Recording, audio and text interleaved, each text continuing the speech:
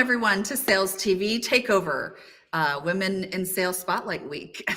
We're taking over.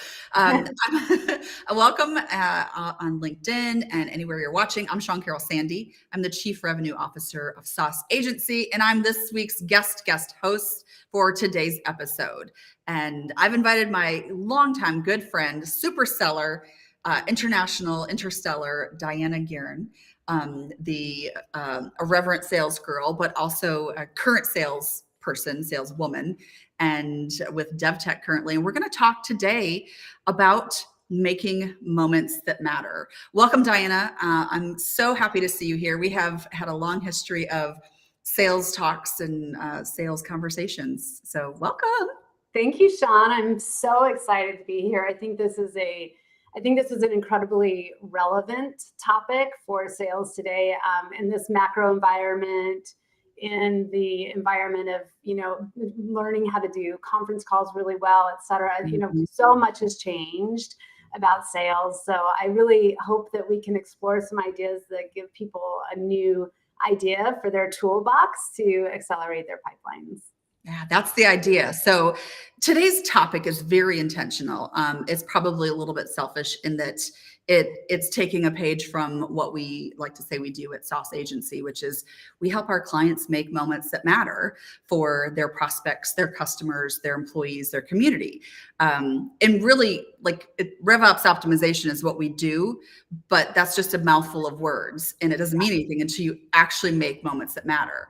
So when Sales TV came to us with this idea of guest hosting, and I said, let's talk about this because it's not just what we do. We want it to be a movement, thinking about changing the way we see customers, prospecting as, and even employees, the way we hire and treat employees as a movement of making moments that matter throughout every touch point. So we want it to be a movement. And I couldn't think of anyone better to invite to have this conversation with me than Dianna Geairn, because as long as we've known each other and talked about sales, you've never ceased to amaze me or surprise me about how you think through the sales process and think in your customer's shoes and are clever and creative about making moments that matter for them. So if you would give a little bit of background, a little bit of your sales background to our audience today, if you don't mind. Yeah, for sure. So I have had a background mostly in financial services and technology sales, and just found that my jam was really mid-market to enterprise. Especially, I really love landing enterprise accounts. So that's what I found I was really great at. And as I started to sort of look at the common vernacular for what was out there about sales, especially in technology, I found that a lot of the practices were not really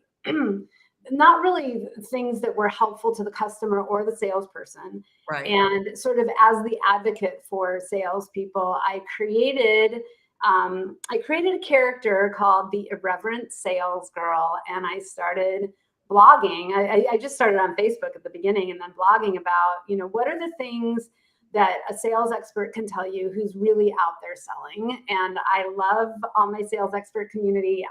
But a lot of them just hadn't been in touch with sales for a long time. Right. Actually, boots on the ground doing it. So that's what I created, and it just kind of led to this exploration of, how do you really make a difference in the sales pipeline? How do you make a difference for your customers, for your employees, as I think is really important, and then also for your colleagues at your organization that you work with, because every organization that really wants to grow, each person in the organization has to understand their role in sales and be acknowledged for that. So that's my background. I'm currently, thanks Adam. He says, the Irreverent Sales Girl, what a great title. Great. Yeah, it was fun. It was bringing a dash of dignity to the art of selling. So anyway, I now am lending my talents to an organization that I'm really passionate about, because they're on a journey right now to create it's DevTech that I work for, and they're out to create the DevTech wow experience. And we'll get into this a little bit, but I think, their focus on customer success is what's going to drive their ultimate success. And that's kind of where I'm starting to shift how you get innovative, is how you create that wow experience for your customers and your prospects. Oh, I so agree. I love that, the DevTech wow experience. Yeah. it just, the dev tech wow experience dovetails directly with making moments that matter and making it a movement. And I think one of the things that you and I've always talked about is like, it's really hard to be wow as a salesperson and create a wow experience. And then people leave your sphere. They go to maybe the demo phase, or they go to the production phase or delivery phase. And then it's like, wah, wah, wah.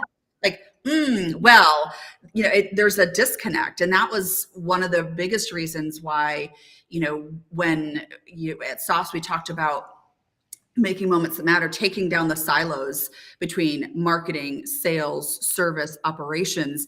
It's to deliver across the entire organization, a continuum of experience for the customer, whether they're in the prospect stage or the customer or, referral, renewal, et cetera. And quite honestly, I believe, so having been in enterprise organizations and selling enterprise organizations and now working with small, mid-sized businesses, I can understand, the organization, the processes and systems, like the stuff you have to build to scale. That's what enterprise businesses do really well, but we can't take the human out of it.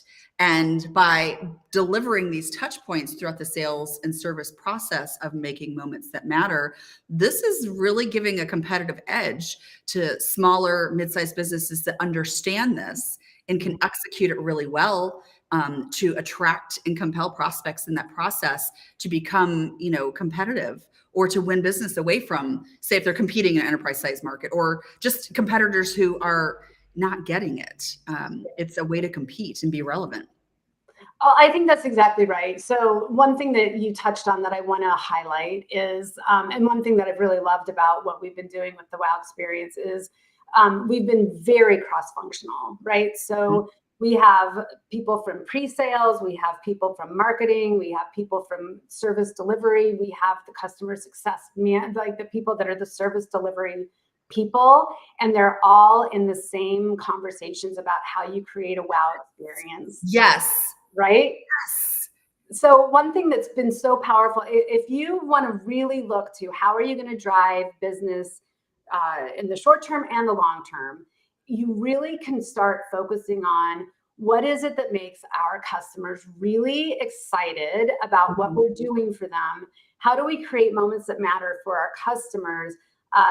So Satya Nadella, as you know, my favorite CEO in the whole world, Microsoft, said a few years ago, he said, customer success is the new sales. Yeah. And if you're selling into an enterprise account, a lot of times we look at a logo like a Verizon or a CVS.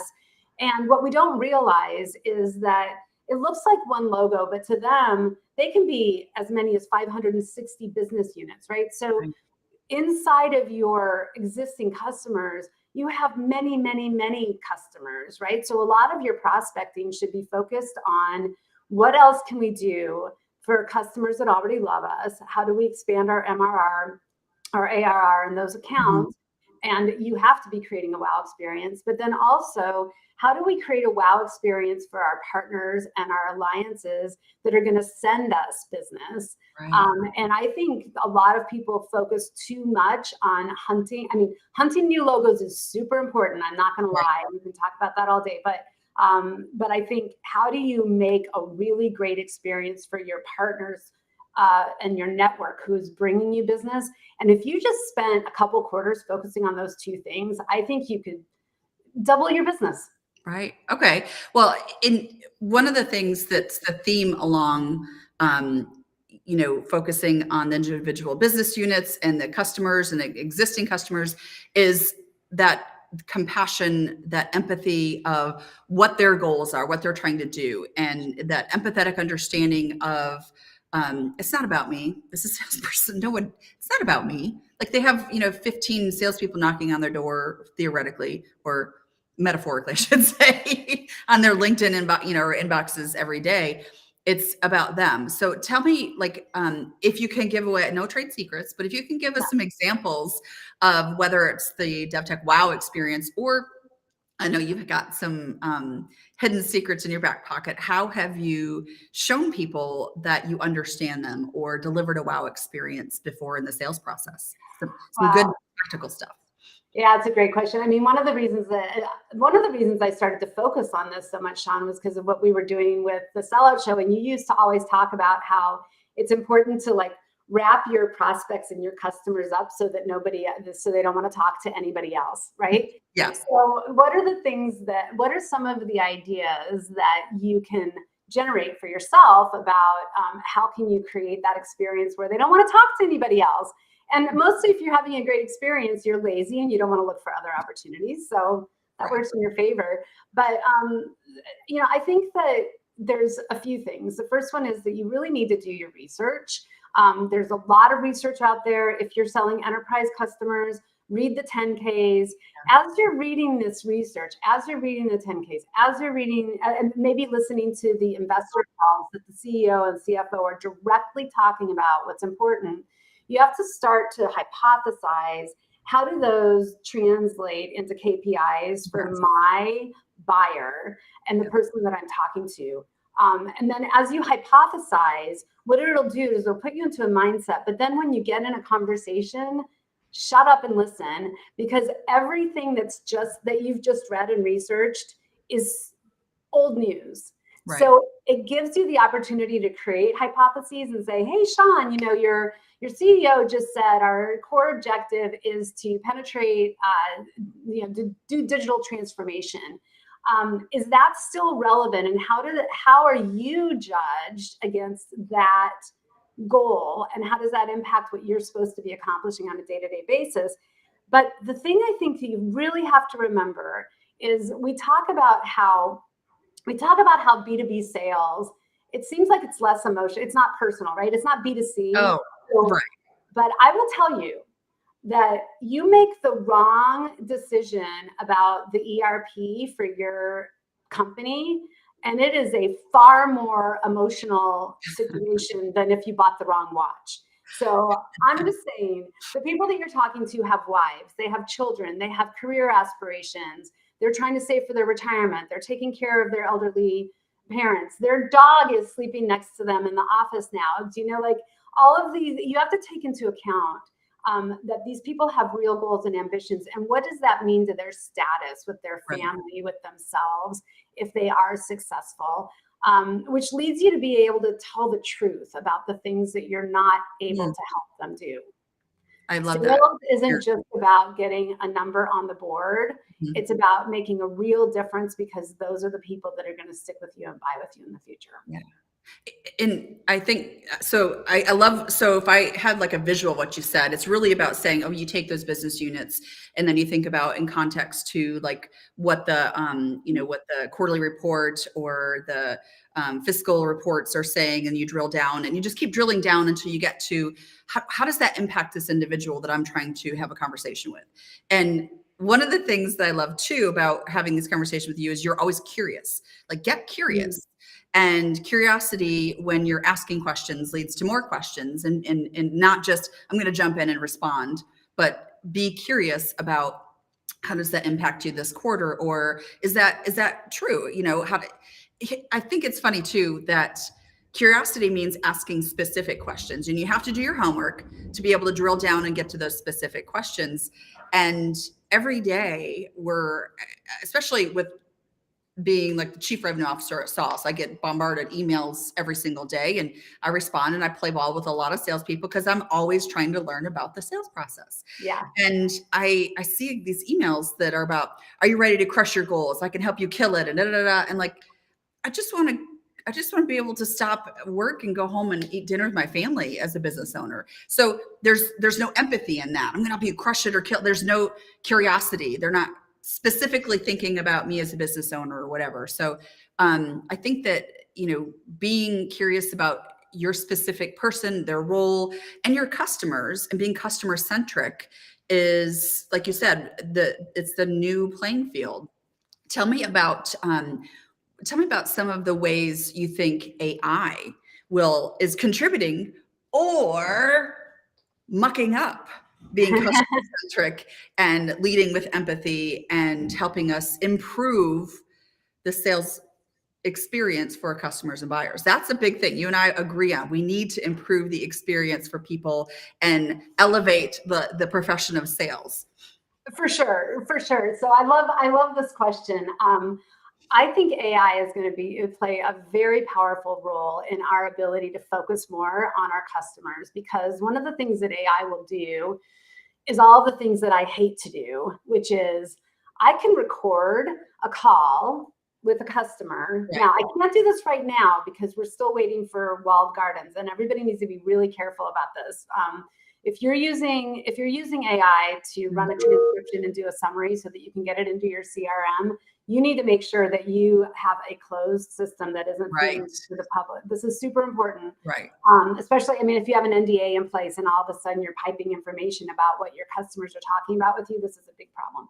But what AI can help you do as you get these walled gardens is to summarize what it is that's happened. So that gets into the CRM. There is nothing more powerful about delivering a wow experience than knowing and remembering your customer all the way through. So it's really the hard work of planning and prepping your calls, but then doing the follow through and getting all that documentation in, like a doctor. Like, you want your doctor to know every little thing that's going on with you. You want your salesperson to really remember what you've talked about so you can drive forward. So AI will help with that. AI is doing great stuff. I'm using Copilot for Sales right now, and I know SalesLoft has some cool tools, and I'm sure there's more out there that direct you. What's the next step to take with this person? What was the next promise that you made? What showed up on LinkedIn that's a good trigger? You know, all these things that if you could keep track of them, you'd be a massively great salesperson because you'd know where to focus next.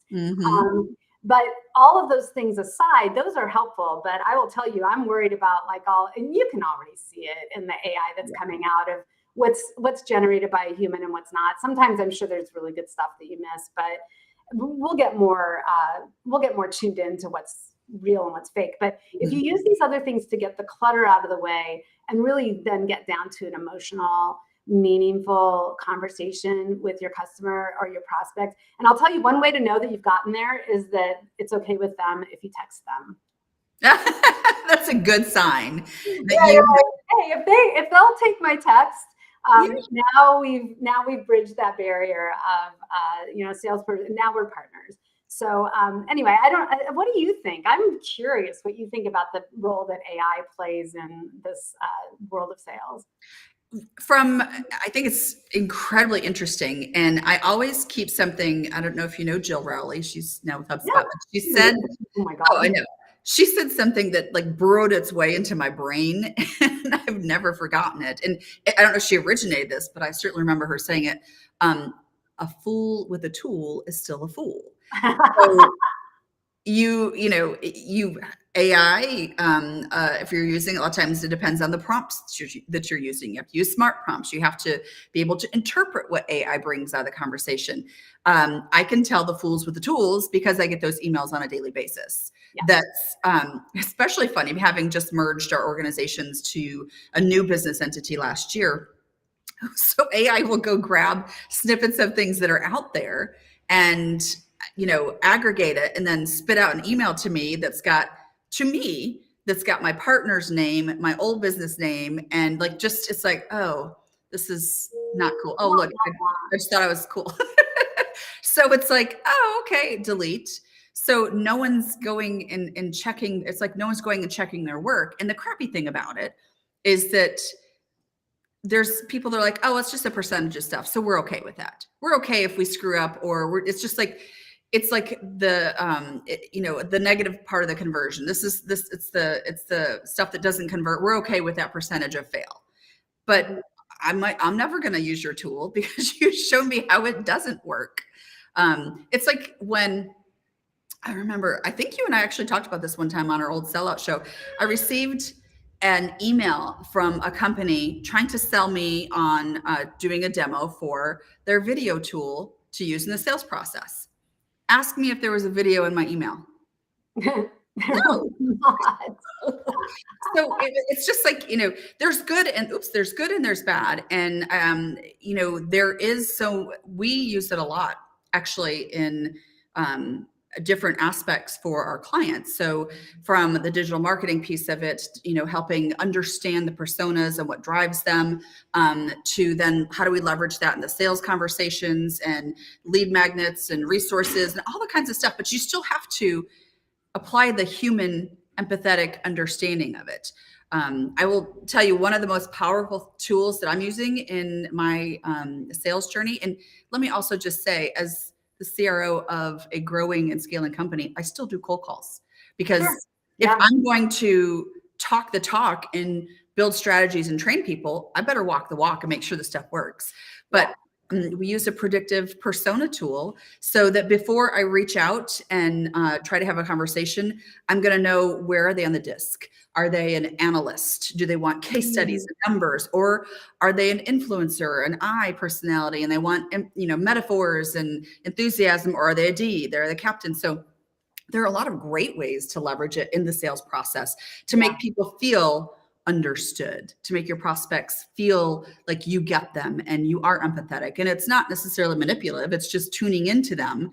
And then you're able to, meet them where they are with some curiosity.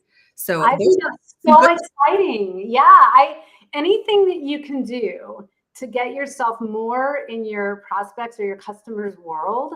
I mean, I don't have the time to become a psychologist and know how to break down somebody's, online persona that helps me communicate with them more effectively. I would love if somebody took the time to figure that out about me before they got on if they start talking numbers, I'm like, but you start talking good ideas. Yeah. But I think also the one thing that AI is going to do for us, so we're just at the beginning for sure. The one thing that it's going to do for us is unlock what we like to talk about so much, is your natural genius. So, Shawn and I have shared some ideas here today, but what's going to really make your job sing is to give yourself the permission to make a lot of mistakes and, make sure you're in an organization that allows you to make mistakes. And if you're not, you should probably go find one. I always say 13 big mistakes a year, which has helped me really scale some great business, but also, unlock your own natural genius. Try some stuff. You've got it inside of you. Yeah, it's hard, I think, especially for the next generation of salespeople coming up, and to look around and think, okay, well, what mistakes can I make? And so if you're a sales leader, if you're here and you're on this and you're a sales leader, help grow and encourage your sales team members, especially the up and coming ones, to make mistakes. Let them know where those boundaries are. Do it. What did Jill Conrath call it? That we use this in one of our keynotes, a pre-mortem.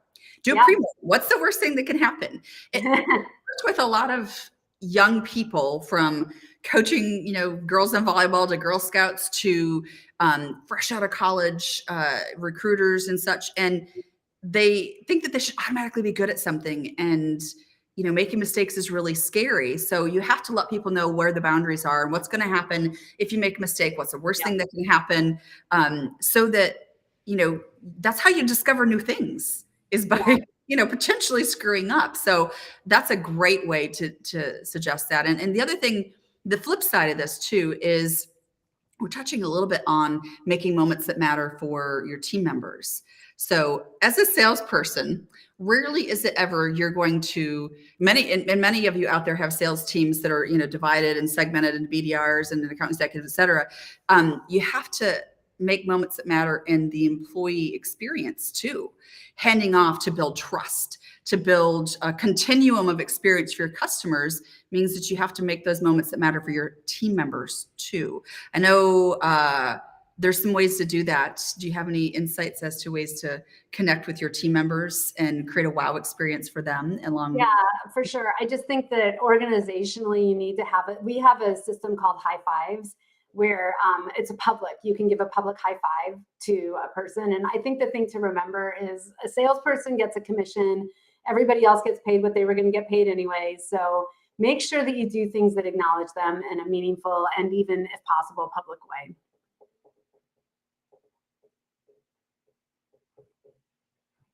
I think you froze up, Shawn.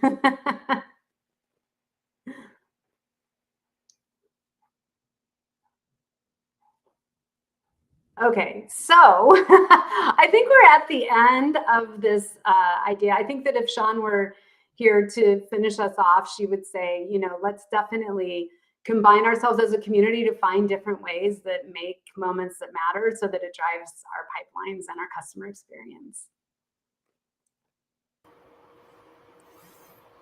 Dianna, that was fantastic. Thank you. Yes, somehow we lost Shawn. Sorry for that. How can people get in touch with you? How can they learn more? Yeah, so I'm always happy to talk with anyone. The best place to find me is LinkedIn. So it's Dianna Geairn, Geairn, and ask to connect, but make sure you include a note about why you want to connect, because I like to connect with people that I want to have conversations with. So that's the best way, Rob. Thanks. Awesome. Thank you so much for being a part of this. To our audience, we will have a podcast. We will have a newsletter where you can find contact information for both Dianna and Shawn. And I just wanted to say you can also find us at SalesTV.live to follow up on any of these others. Dianna, thank you so much. This has been a fantastic conversation. To our audience, thank you for joining us, and we'll see you next time. Thanks, Rob. Bye.